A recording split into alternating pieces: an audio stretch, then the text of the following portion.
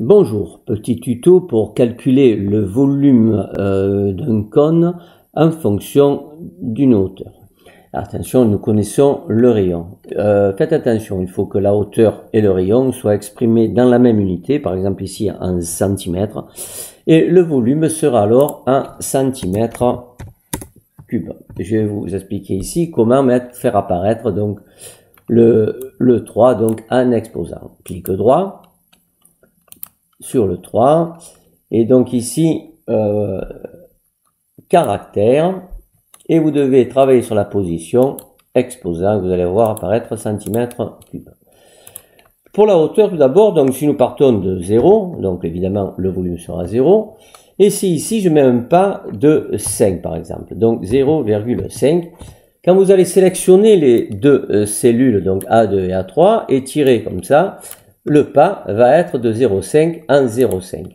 Si vous mettez par exemple 0,3, le pas va être de 0,3 et le tableur donc, aura compris qu'il faut aller de 0,3 en 0,3. Donc prenons par exemple 0,2. C'est un exemple. Attention, sur le DM, il faut mettre 0,1. Hein, mais ça, vous savez lire, il n'y a pas de problème. Voilà, donc ça c'est 0,2. Le volume d'un cône égale pi. Alors PI, on ouvre la parenthèse, on la referme. Non, ça c'est pour faire apparaître la lettre pi. Ensuite, donc, multiplier, tout le monde sait, étoile. Le rayon carré, imaginons qu'on ait un rayon de 7 cm. Donc 7 au carré, accent circonflexe qui n'apparaît pas. Ensuite, 2. Multiplié par la hauteur, donc multiplié par la cellule A2, divisé par 3. Et vous tirez.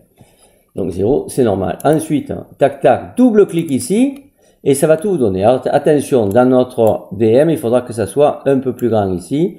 Mais si vous l'avez, même si loin soit-il, quand vous faites double clic, à partir du moment où vous avez une colonne écrite à côté, voilà.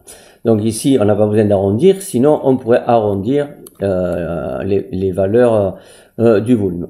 Voilà, donc c'est pas plus compliqué, si ce n'est que dans ce DM, il y a le jouet qui tombe dans l'aquarium et le liquide, enfin l'eau, monte. Bien, le volume d'eau déplacé est égal au volume du cône. Alors le volume d'eau déplacé ici, c'est le volume d'un pavé droit. D'accord, le volume d'un pavé droit, tout le monde sait calculer, le produit des 3 dimensions. Attention, exprimé dans la même unité. Voilà, je vous dis bye bye et je vous dis à bientôt pour de nouvelles aventures.